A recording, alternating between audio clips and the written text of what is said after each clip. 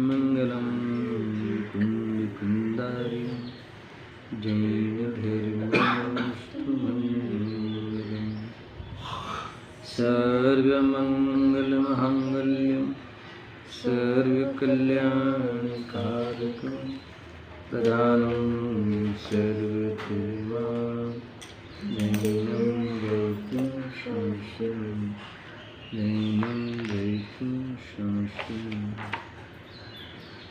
नमस्मे साराय स्वानुभूत्या च काश्यते चित्स्वभावाय भावाय सर्वभावान्तरविषये आत्मरूपयन्पमद्भुतं याहि भवसिन्धुतरो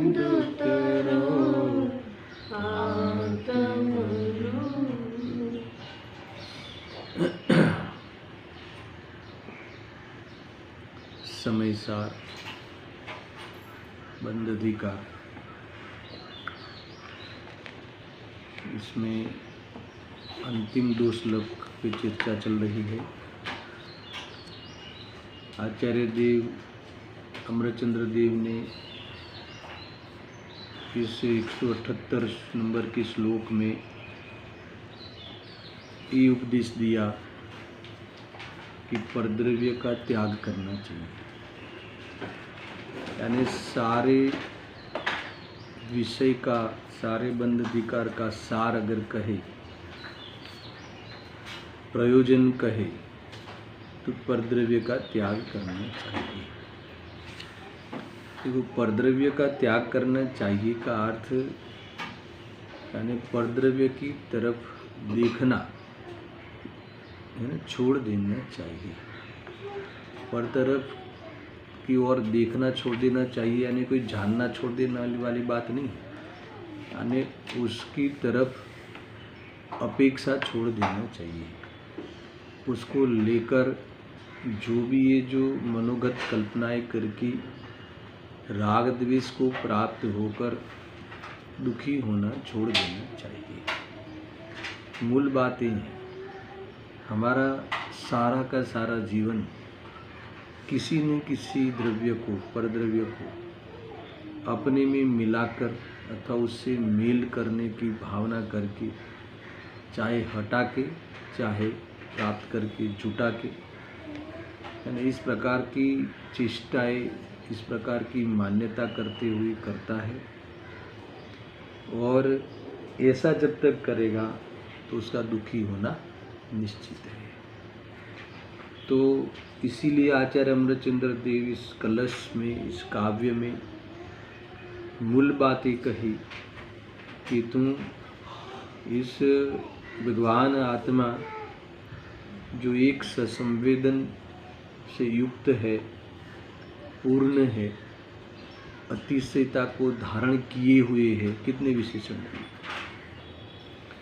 कि अतिशयता से बहता हुआ, ये इतना पसंद पड़े कथन लिखा है ना मूल में, अतिशयता से बहते हुए, बहते हुए का अतिशयता से रहता हुआ। अतिशयता क्या है? चैतन्य चमत्कार क्या है कि अपने चेतनत्व को धारण किए हुए, भले देह के साथ दूध और पानी की तरह मिला हुआ पाया जाए, भले वह आत्मा पर्याय में अपने को जड़ मानता हुआ दुखी होता हो, फिर भी अतिशयता ये है कि कभी आत्मा न अचेतन हुआ, नित्य चेतन ही रहा, सदा रहा, सुनना अपने सुख आदि शक्तियों से संपन्न रहा, परिपूर्ण रहा, जानने देखने रूप व्यवसाय से रहा, समझ गया ना, व्यवसाय पूर्वक रहा। यानी ये धारावाही रूप से, साक्षी रूप से दुनिया में आत्मा हो जो भी, वो सब पाया जाता है। तो इस और स्वसंवेदन अथवा संवेदन में भी, है ना, अनुभूति स्वरूप होने से अनुभूति में भी आ रहा है। इस प्रकार अगर कोई जीव भेद ज्ञान से उद्गल द्रव्य से भिन्न अपने आत्मा को प्राप्त करता है तो वह ज्ञान ज्योति जो स्फुरायमान हुई उसमें वह अनंत काल तक अज्ञान से रहित होकर सुख की प्राप्ति करता है अथवा आत्मा की उपलब्धि उसे हो गई है, ऐसा आचार्य कहते हैं। ऐसी बात हमने कल विशेष रूप से चर्चा की थी। अभी हमें मात्र ये जो अपना भावार्थ मैंने कल पढ़ा था, आज फिर से एक बार समझते हुए आगे बढ़ते हैं। मुझे गुरुदेव सिंह के प्रवचन के कुछ अंश पढ़ने का विकल्प है, पहले भावार्थ एक बार देख लेते हैं। जब परद्रव्य की ओर अपने भाव की निमित्त निमित्तिकता जानकर समस्त परद्रव्यों को भिन्न करने में त्यागने में आते हैं, तब समस्त रागादि भावों की संतति कट जाती है। मूल उद्देश्य क्या है? परद्रव्य के साथ जो भी तुमने नाता मान रखा है वो छोड़ दे, और जो ये उससे परद्रव्य के साथ किस प्रकार से नाता किया है कि राग द्वेष की संतति रूप, और राग द्वेष की संतति में परद्रव्य का क्या योगदान रहा कि परद्रव्य का तो कुछ भी योगदान नहीं, पर परद्रव्य का आश्रय करके राग द्वेष की संतति तूने चलाई है, वो संतति कट कर दे, समाप्त कर दे। यही बंधन है, यही बंध भाव है, यही बंध तत्व है। तो क्या कहते थे, कैसे करे? तो जब परद्रव्य की ओर अपने भाव की निमित्त नैमित्तिकता जानकर, है ना, अपने भाव नैमित्तिक भाव जो हमारी पर्याय में भाव उत्पन्न होते हैं रागादि, वो नैमित्तिक भाव। नैमित्तिक क्यों नाम दिया? क्योंकि वो निमित्त के लक्ष्य से होते हैं। तो इस प्रकार से निमित्त नैमित्तिकता जानकर समस्त परद्रव्यों को भिन्न करने में फिर क्या करना चाहिए? समस्त परद्रव्यों को भिन्न जानना चाहिए। भिन्न करना यानी भिन्न मानना चाहिए, जैसा है वैसा मानना चाहिए, एक एक शब्द को लेना, है ना।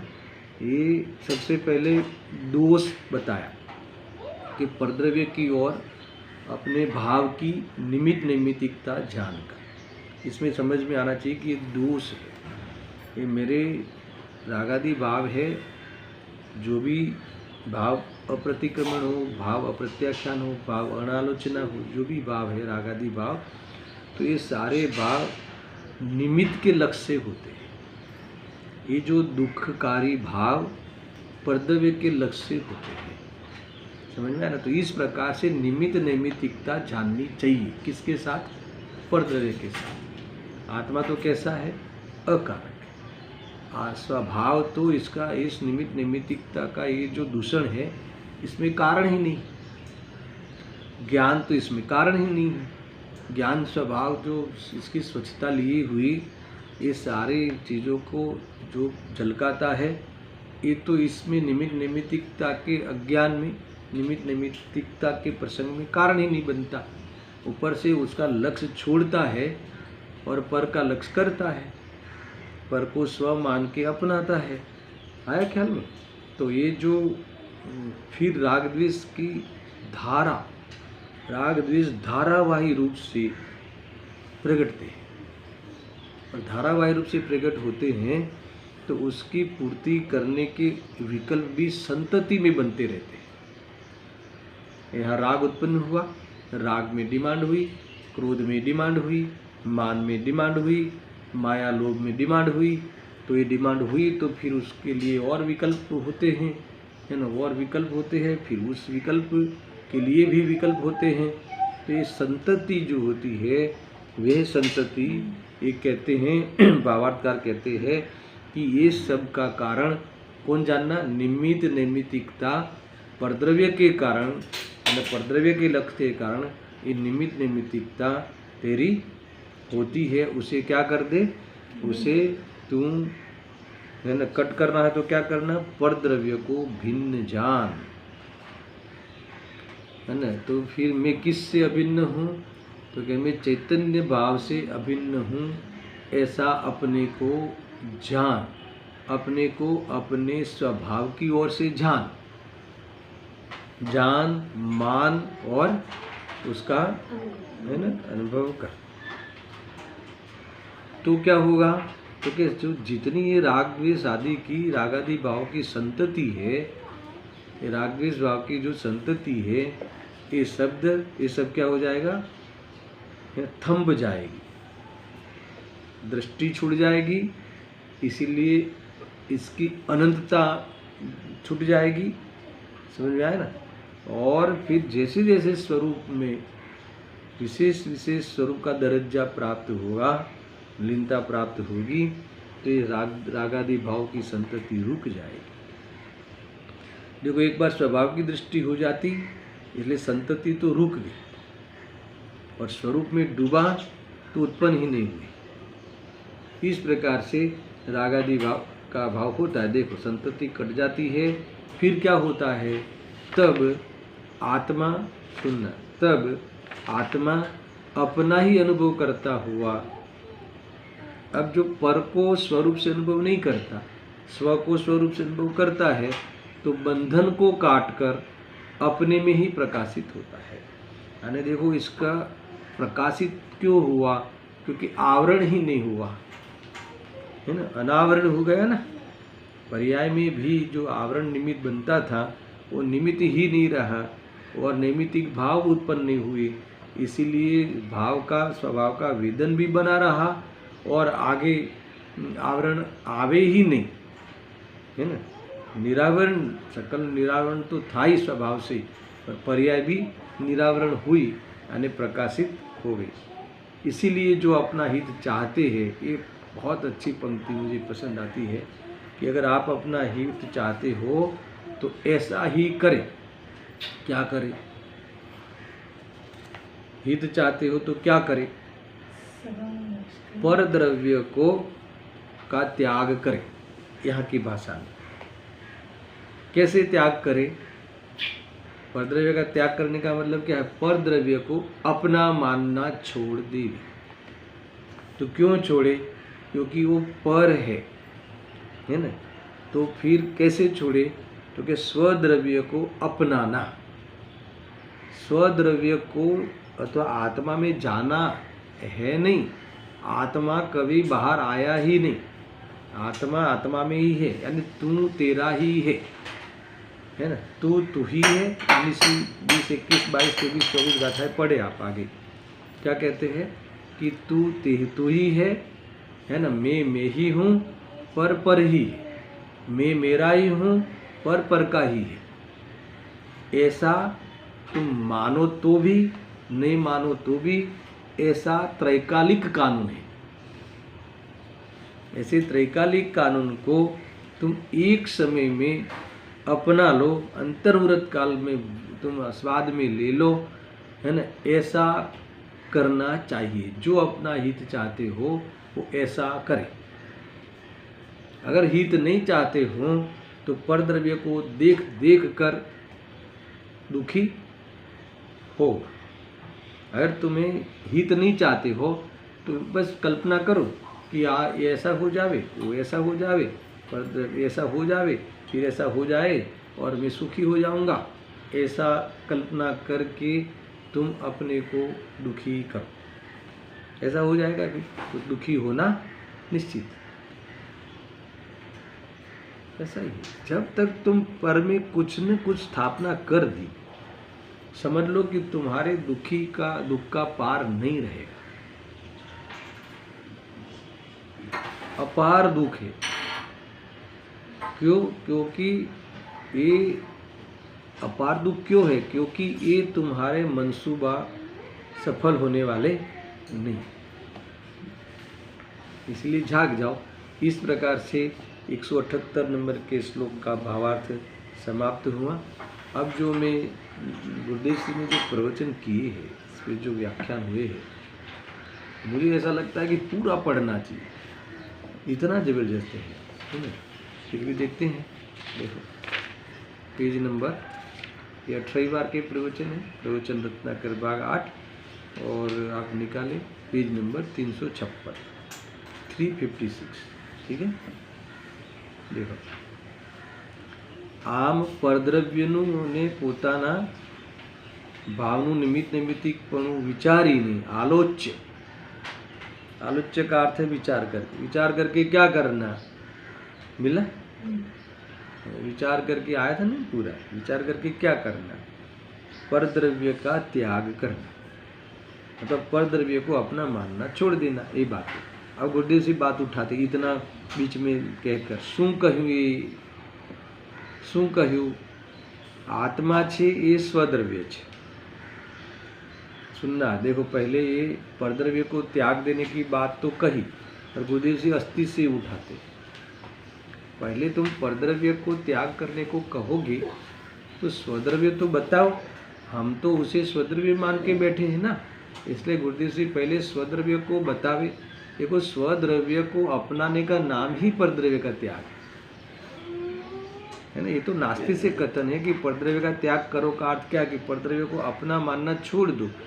तो ये परद्रव्य को अपना मानता था ना, यही इसको परद्रव्य ने अपनाया, परद्रव्य का एकत्व था।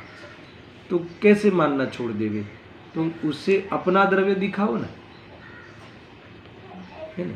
तुम अपने घर में जाओ तो परद्रव्य का त्याग हो गया कहलाएगा, बाकी परद्रव्य को ग्रहण कहाँ किया, बस यही स्टाइल है। इसलिए गुरुदेव जी की जो भी जितनी भी जो चर्चाएं आती है, गुरुदेव जी जितना भी निरूपण करते हैं उसमें बात अस्थि से ही उठाते हैं, उनकी शैली रही। देखो शैली का फर्क है, बाकी दोनों बातें उतनी ही ताकत वाली है। ये क्या कहते हैं कि परद्रव्यનું અને પોતાના ભાવનું નિમિત્ત નૈમિત્તિકપણું વિચારીને, ये मुझे जितने भी क्या विचारना है, परद्रव्यनु અને પોતાના भाव, परद्रव्य निमित्त और उसके लक्ष्य से होने वाले ये राग द्वेष भाव है ना, ये कषाय भाव, नैमित्तिक भाव। कषाय न स्वभाव में से होती है न परद्रव्य में से आती है, मगर स्वभाव को भूलकर जब भी ये जीव परद्रव्य में दृष्टि करता है तो वह अपने पर्याय में ऐसे भाव उत्पन्न होते हैं कि जो इसमें उपयोग दुख को प्राप्त हो अथवा उपयोग इसमें अज्ञान से व्यस्त हो जाए, यही होता है आखिरकार। और क्या होगा, देखो इसलिए क्या करना है, ऐसा विचार करके इसका त्याग कर देना। किसका, परद्रव्य का त्याग करना, यानी उसके सामने देखने का त्याग कर देना, और उसमें कल्पना करना छोड़ देना, सपने देखना छोड़ देना। तो फिर बताओ फिर हम करें क्या, तो कि स्वद्रव्य को अपनाओ। इसलिए अब देखो शू कहूँ, ये ओडेसी कहते शू कहूँ, ये है ना। तो स्वद्रव्य की स्थापना करते हैं कि आत्मा छे ये स्वद्रव्य छे। कहाँ है आत्मा, ये आत्मा कहाँ है और कैसा है, उसकी चर्चा करते हैं। समझी, कहाँ है आत्मा? आत्मा, आत्मा यानी मैं, जो मैं हूँ वही मैं हूँ, बस इतना है, मैं ही मैं हूँ, समझा ना। पर मैं कैसे हो सकता हूँ, पर ही है, मैं ही हूँ, फिर मैं मेरा हूँ, है ना। मैं ही हूँ और मैं मेरा हूँ, इतना ही धर्म है, इतना ही सुखी होने का उपाय है। इसके अलावा सुखी होने के उपाय परद्रव्य को लेकर जितने भी करते हैं वो सब झूठे हैं।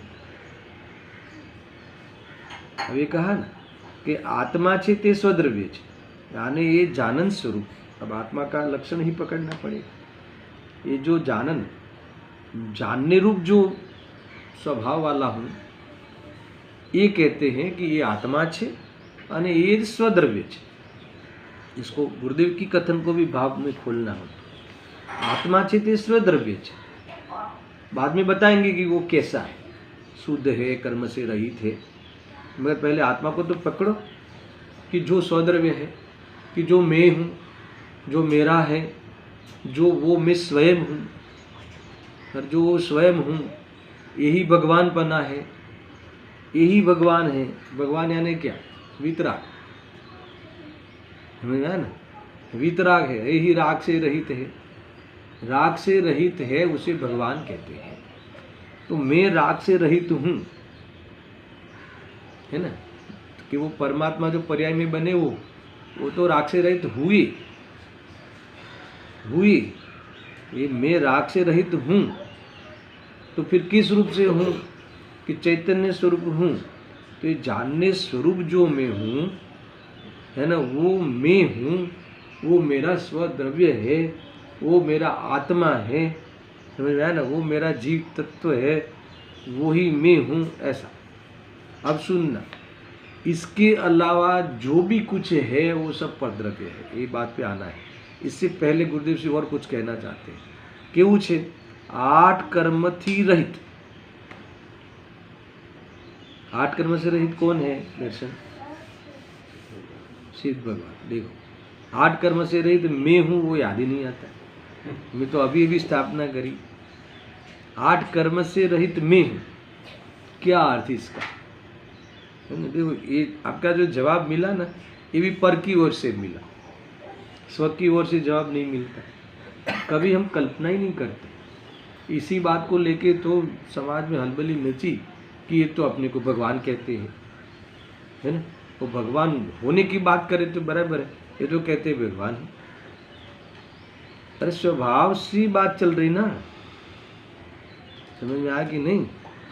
देखो आप खदान से वो किट्टी माँ जो होती है, मिट्टी आदि से मिला हुआ पत्थर लेके आते हो, तो भी हम कहते हो ना, मेरे पास 5 करोड़ के हीरे हैं।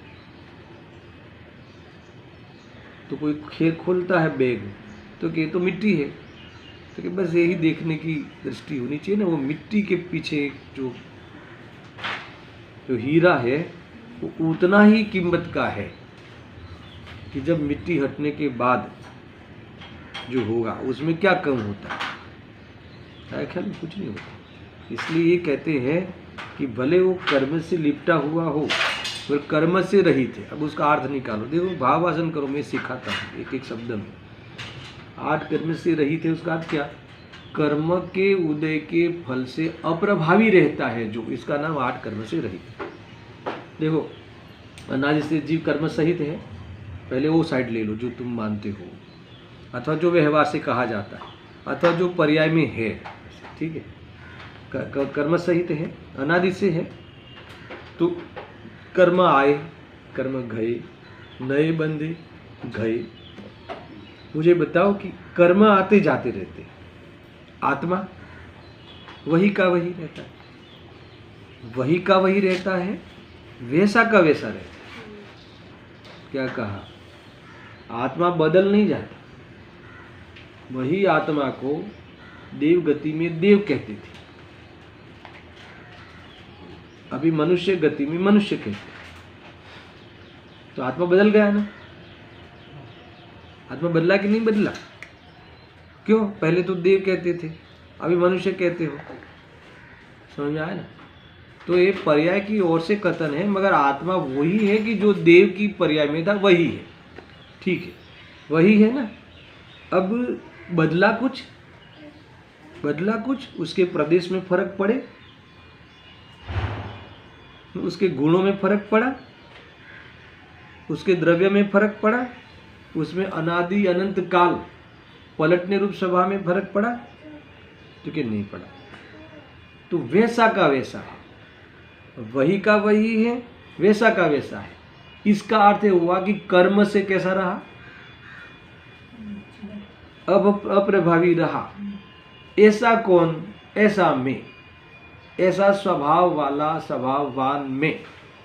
ये स्वद्रव्य, ये असल द्रव्य, ये रियल आत्मा, ये खरेखर तुम,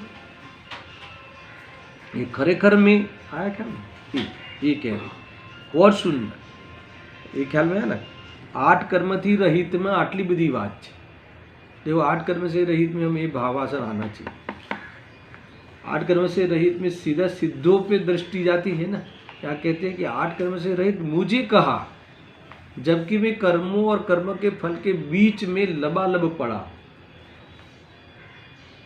और इतना ही नहीं, उसमें वास्तव में उसमें रस भी ले रहा है आत्मा, उस फलों में रचा पचा पड़ा है, रचा पचा है ना, कर्मों के उदय और कर्मों के फल में रचा पचा है।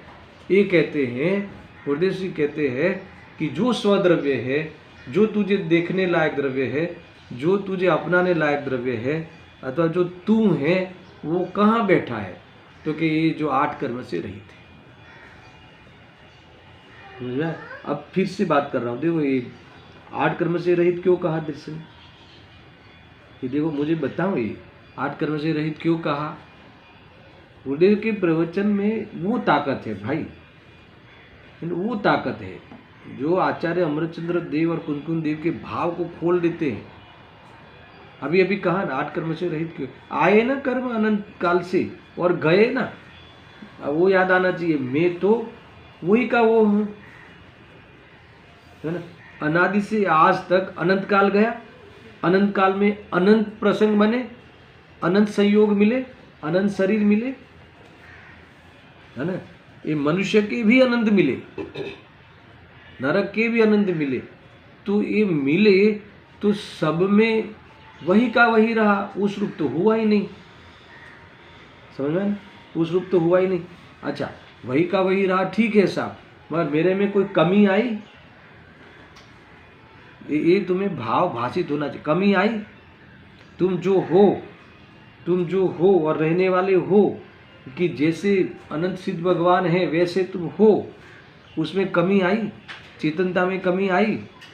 नहीं आई। जड़ हो गए, इसका अर्थ नहीं हुए, है ना। ज्ञान दर्शन शक्ति से ग्रहित हुए कि नहीं हुए, तो वैसे के वैसे रहा। अब मुझे बताओ कि ऐसा जो स्वभाव वाला है, कौन है ऐसा? मैं। और साथ में अनंत आत्माएं जितने हैं वो सब अपने अपने स्वभाव से स्वभाववान है।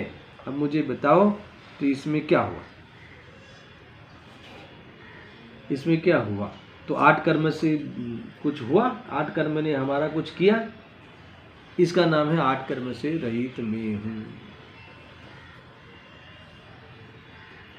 देखो एक एक वस्तु देखना है भाई, कुछ नहीं है एकदम बाहर में।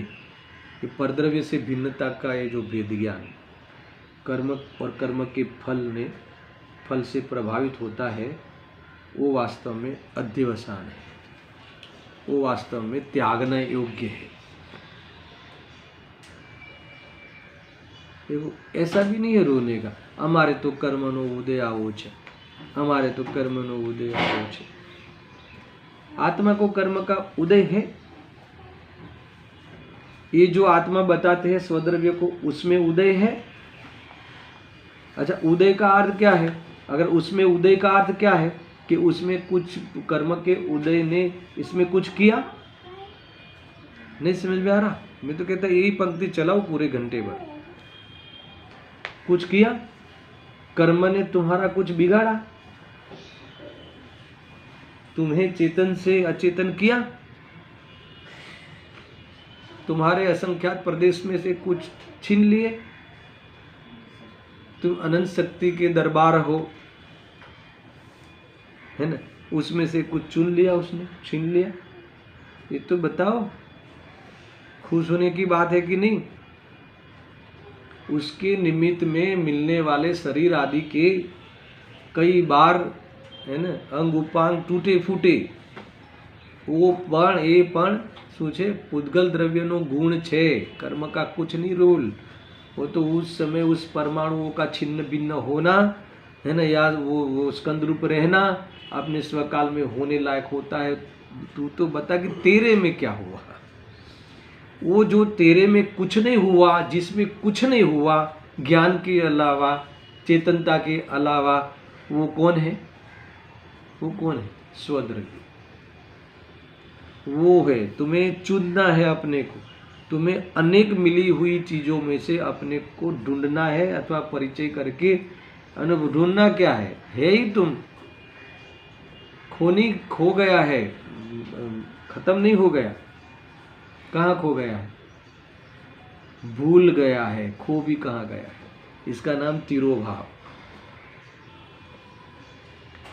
है ना। या फिर उसने उसके सामने, अपने सामने देखना छोड़ दिया है। ये गलती हुई है, अनादिकाल से छोड़ रखा है। देखो कितनी मस्त बात है। कुछ नहीं, देखो अगर तुम्हें ये बात का परिचय और ये बात का तुम्हें एहसास हो जाए ना, दर्शन, तो दुनिया में तुमने ऐसा शरीर को कोई काटे फूटे ना, तोड़े फोड़े ना शरीर, तो भी तुम्हें रंच मात्र भी दुख नहीं होगा, ये गारंटी समझ आया ना। अगर जो ये तुमने ये अपने स्वद्रव्य को नहीं माना, स्वद्रव्य को नहीं मनाया है ना, नहीं अपने को अनुभव किया, तो सुनना कि हर समय निरोगी शरीर होगा ना, तो भी मेरा क्या होगा, है ना, छींक आ गई, कोरोना लग जाएगा, ये हो जाएगा, है ना। ऐसा देखो, मैं तो पहले कई बार कह चुका हूँ कि इस डर का, इस भय का, है ना, समाधान, इस भय का मिटाने का उपाय कौन से डॉक्टर के पास है बाहर में, बता दो, कौन से डॉक्टर के पास? समझ में आया? मुझे बताओ। मान लो कि मैं कई बार पहले कहता था ना प्रवचन और मुक्तार प्रकाशक के, तो खास कि मान लो कि तुम्हें रोग हुआ, उसका निदान हो गया, सुनना मेरा से, पुण्य के उदय में निदान हुआ, उपचार भी हो गया, हार्ट अटैक हुआ तो उसका उपचार भी हो गया, सब कुछ हो गया, नलियाँ खुल गई, ये हो गया, सब हो गया, पर तुम हर समय, हर कदम कदम पे अब क्या होगा, ये भय मिटा सके ऐसा कोई डॉक्टर और कोई दवाई है तो बताओ बाहर, तो बताओ। सब कुछ क्लियर हो गया, रिपोर्ट आ गई, सारे क्लियर, तुम्हारी, है ना, हार्ट बीट ओके है, तुम्हारे कार्डियोग्राम ना उसमें भी ओके है, और सब कुछ, मगर हर समय फिर भी कदम कदम पे जो अब क्या होगा, वापस हो जाएगा कि नहीं, ये भय के लिए, इस भय मिटाने का उपाय कौन से डॉक्टर के पास, कहाँ है ना, एकमात्र, है ना, भगवान बताते हैं, और उपाय स्वयं के पास है। कौन सा? ये स्वद्रव्य कैसा है? 8 कर्म से रहित। एक एक विशेषण बढ़िया है, ये तो मैं आपको थोड़ा सा, 8 कर्म से रहित यानी कर्मों का उदय और कर्मों के फल और कर्म का से मेरा कोई नाता नहीं है। क्यों? क्योंकि आज तक इसका प्रूफ है कि आज तक कर्म के सारे खेल में कोई चेतन अचेतन नहीं हुआ। नित्य चेतन तो नित्य है, और अचेतन रूप से नित्य है। समझ में आया कि नहीं? कहीं भी किसी का कुछ नहीं गया। मुझे बताओ, अब कर्म ने क्या लूटा? अब अभाव करना है क्या? अभाव करना है? कितने उपचार की भाषा है क्या? कौन करे? उपद्रव्य में कौन करे? अपने में रहे और मजा करे, यही आत्मा के लिए उपदेश है। अब अपने में रहने के लिए अपना कौन है, ये चुका हुआ है। अपना क्या है? तुम्हारा अपना क्या है? दर्शन की बताओ, दर्शन तुम्हारा अपना क्या है? हम विचार करें, आगे तो कहा ना, विचार करें, आलोच्य विचार करें, पर द्रव्य को लेकर ही हमारा लिस्ट बनेगा। ये मेरे, वो मेरे, ये मेरे। ये कहते हैं कि ये जो है ना, उसका लक्ष्य करके तू ये राग द्वेष करके रोता है, तो उसके लिए तू विचार कर। क्या विचार कर? कि पर द्रव्य क्या है और स्वद्रव्य क्या है। तो स्वद्रव्य में गुरुदेव से बात उठाते हैं कि 8 कर्म थी रहित, अंदर अब अंदर का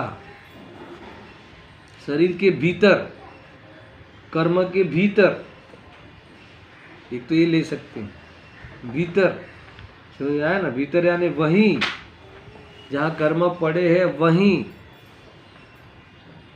अनुपम चिदघन ज्ञानघन। कितने विषय हैं ये? तो फ्लो में बोलते हैं ना गुरुदेव सिद्ध, ऐसे अंदर अनुपम चिदघन ज्ञानघन, एक ज्ञान जिनु शरीर छे एवं भगवान आत्मा स्वधर्म, ऐसा बोल। કેટલો जबरदस्त।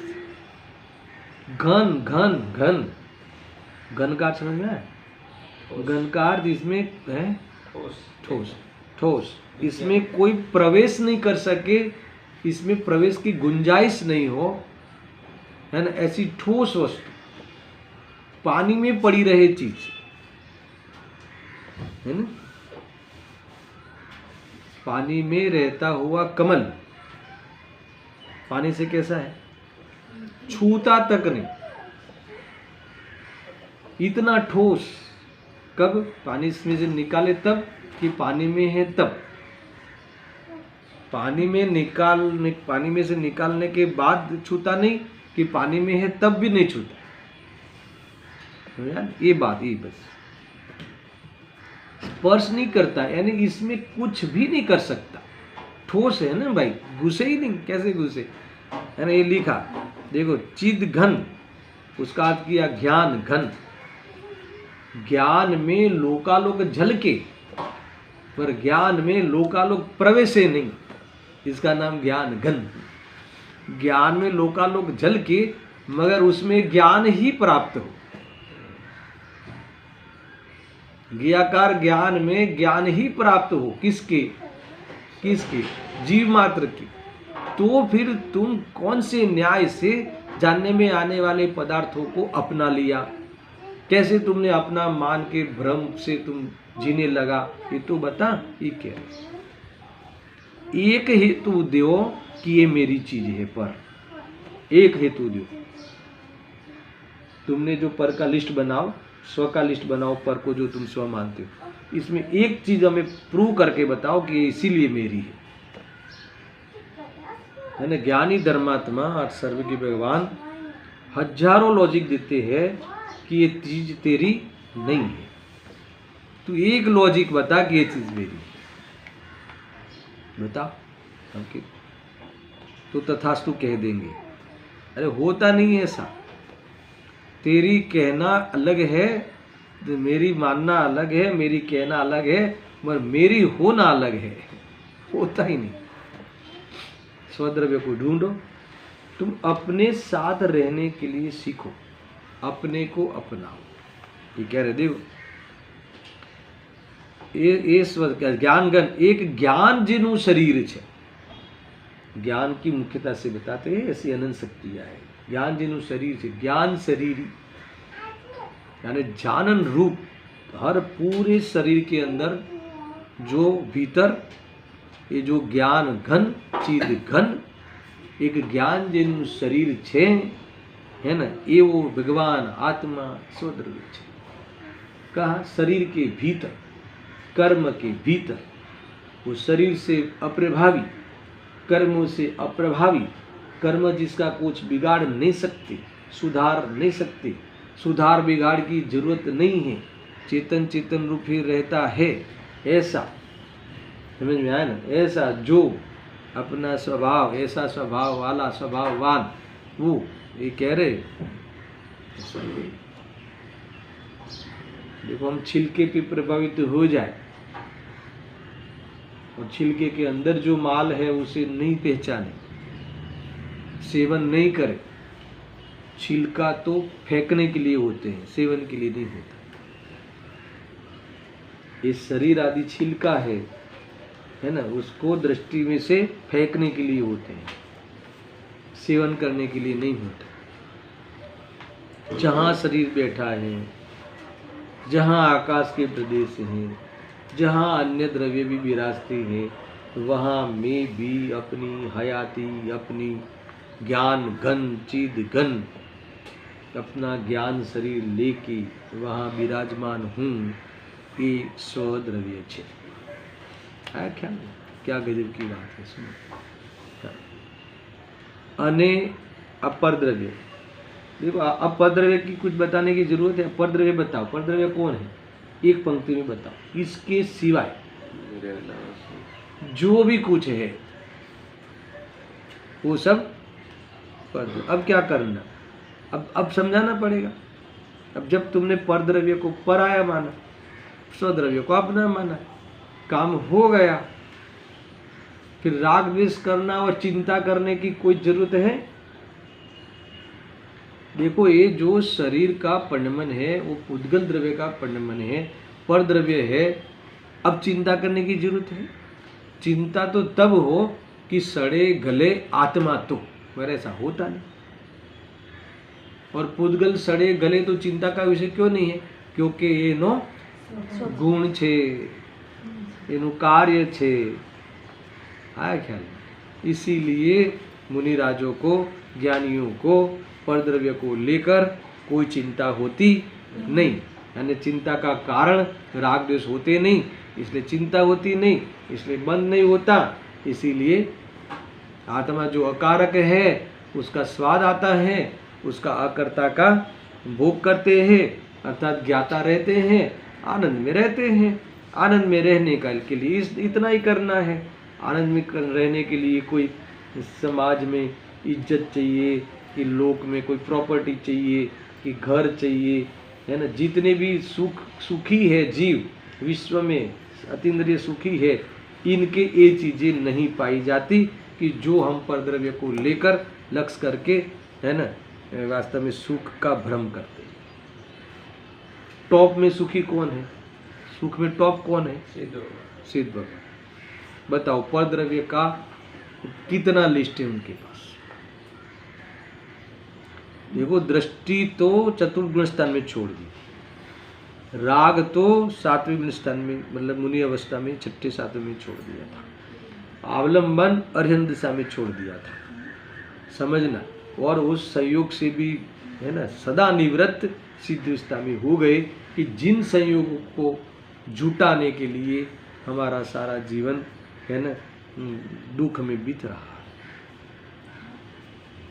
तो क्या करना? क्या करना है ना, स्वद्रव्य को पहचानो।